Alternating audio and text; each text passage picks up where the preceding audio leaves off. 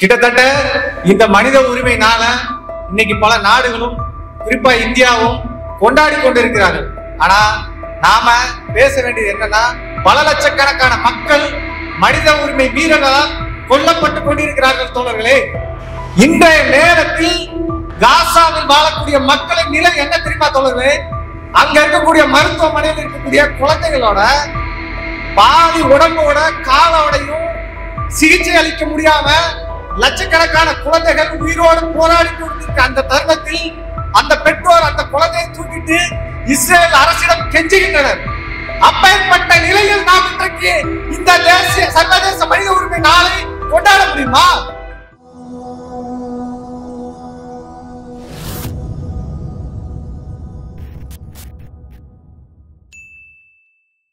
தோழர்களே, நாமெல்லாம் இன்னைக்கு மனித உரிமை நாளை பத்தி பேசுவோம்.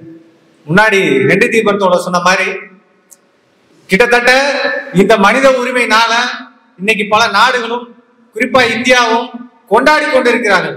ஆனா நாம பேச வேண்டியது என்னன்னா, இன்னைக்கு இந்த நேரத்தில் இந்த நிமிடத்தில் பல லட்சக்கணக்கான மக்கள் மனித உரிமை மீறலால் கொல்லப்பட்டு கொண்டிருக்கிறார்கள். தோழர்களே, ஏன் அப்படி சொல்ற பார்த்தோம்னா, கிட்டத்தட்ட இன்னைக்கு உலகம் முழுவதும் பல லட்சக்கணக்கான போர்களின் மூலமாக இன்னைக்கு பல மக்கள் உயிரோடு கொல்லப்பட்டு கொண்டிருக்கிறார்கள்.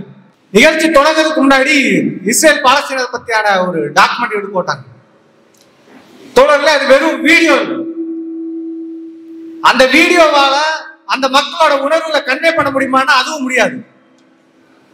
இன்றைய நேரத்தில் காசாவில் வாழக்கூடிய மக்களின் நிலை என்ன தெரியுமா தோழர்களே? அங்க இருக்கக்கூடிய மருத்துவமனையில் இருக்கக்கூடிய குழந்தைகளோட பாதி உடம்போட காலோடையும் சிகிச்சை அளிக்க முடியாம லட்சக்கணக்கான குழந்தைகள் உயிரோடு போராடி கொண்டிருக்க அந்த தருணத்தில் அந்த பெற்றோர் அந்த குழந்தையை தூக்கிட்டு இஸ்ரேல் அரசிடம் கெஞ்சுகின்றனர். இதெல்லாம் பார்த்துட்டு இருக்க அந்த நெதன்யா இன அழிப்பை செய்து கொண்டிருக்கிற பாசிச நெதன்யா அரசாங்கம் என்ன செய்து கொண்டிருக்கு தெரியுமா? அந்த குழந்தைகள் செத்தாலும் பரவாயில்லை, காசாவில் இருக்கக்கூடிய அனைத்து மக்களையும் கொன்று குளிப்பேன் என்று இன்று வரைக்கும் துடிச்சு கொண்டிருக்கிறார். அப்பேற்பட்ட நிலையில் நாம் இன்றைக்கு இந்த தேசிய சர்வதேச மனித உரிமை நாளை கொண்டாட முடியுமா? அது முடியாது தோழர்களே. அதற்கு எதிராக இன்றைக்கு உலகம் முழுவதும் நடைபெற்றுக் கொண்டிருக்கிற இந்த மனித உரிமைகளுக்கு மீறலுக்கு எதிராக நமது குரலை இன்றைக்கு பதிவு செய்ய வேண்டும். அந்த அடிப்படையில் தான் இந்த கூட்டத்தை நாம் பார்க்க வேண்டும்.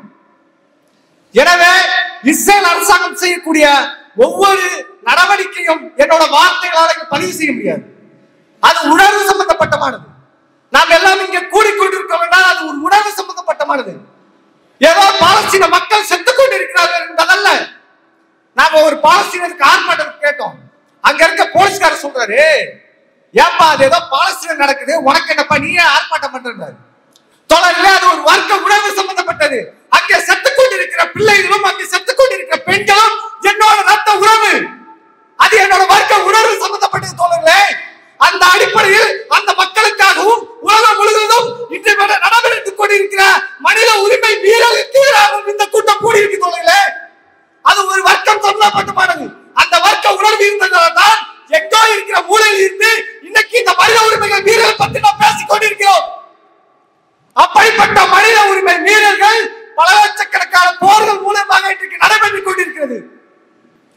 தொடர்ந்து இஸ்ரேல் அரசாங்கத்தை கண்டித்து இங்கே மட்டுமல்ல உலகம் முழுவதும் பல்வேறு லட்சக்கணக்கான உழைக்கும் மக்கள் தங்களோட போராட்டத்தை நடைபெற்றுக் கொண்டிருக்கிறார்கள்.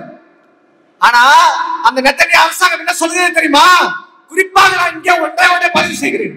ஐநா தீர்மானம் போடுகிறது, போரை நிறுத்துங்கள், இங்கே மனித உரிமை மீறப்படுகிறது அப்படின்னு. நெத்தன்யா என்ன சொல்றா?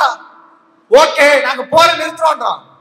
அங்க மறுநாள் குறிப்பாக எந்த ஒரு போர் விதியையும் மீறி அங்க பல லட்சக்கணக்கான குண்டுகளை குறிப்பாக மருத்துவமனையில் சிகிச்சை பெற்றுக் கொண்டிருக்கிற அங்கே குழந்தைகள் சிகிச்சை பெற்றிருக்கிற மருத்துவமனையில் பல லட்சக்கணக்கான ஏவல்களை விடுகிறார். சொல்லுங்களே, அங்க இருக்க குழந்தைகள் துணி கொடுத்து சாகின்றனர்.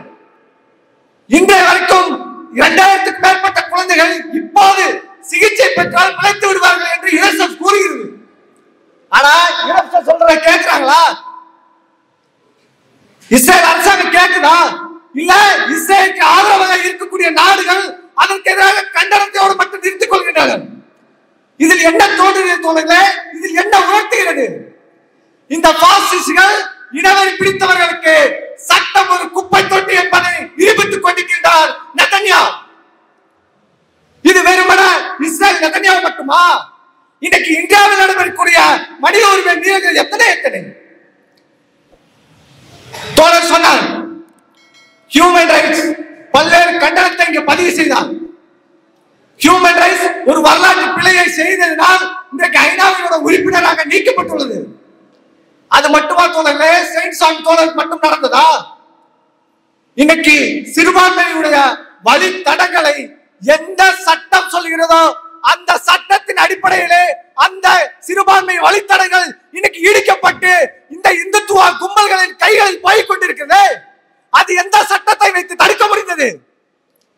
அந்த சட்டம் குறிப்பாக இன்னைக்கு இருக்கக்கூடிய உச்ச நீதிமன்றம் அதற்கு எழுதிய தீர்ப்பு என்ன? பாபர் மசூதி சொன்ன தீர்ப்பு என்ன? தோழர் சொன்னார், சந்திரசூட் ஒரு மனித உரிமை காவலர் போல அந்த போர்வையில் வந்தார் என்று. இல்ல தோழர்களே, இந்த ஆளு வர்க்கத்தின் கைக்கூலி என்ற பல முழக்கங்களை அன்னைக்கே நாம் எல்லாம் வைத்துக் கொண்டிருந்தோம். சந்திரசூட் தீர்ப்பு என்ன உணர்த்தியது? கடைசியாக அவர் பதவி விலகும்போது சொல்கிறார், நான் இந்த தீர்ப்பை இறைவனிடம் கேட்டு எழுதினேன். இதான் தோழர் இந்திய அரசியல் சட்டத்தோட நிலைமை. இன்னைக்கு பாசிஸ்டுகள் சட்டத்தையும் ஜனநாயகத்தையும் குழி தோண்டி புதைத்து கிடக்கிறார்கள். அதோட ஒரு வெளிப்பாடுதான் இன்னைக்கு ஒவ்வொரு நாடுகளிலும் மனித உரிமை மீறல்கள் சட்டத்தின் அடிப்படையில் நடைபெற்றுக் கொண்டிருக்கிறது தோழர்களே. குறிப்பாக ஒன்றை மட்டும் சொல்லுகிறேன். நேற்றைய தினம் உச்ச நீதிமன்றத்தில் உத்தரப்பிரதேசத்தில் கூட நீதிபதி சொல்கிறார், இந்துக்கள் பெண்கள் இந்து குழந்தைகளுக்கும் இஸ்லாமிய குழந்தைகளுக்கும் வேறுபாடு உள்ளது.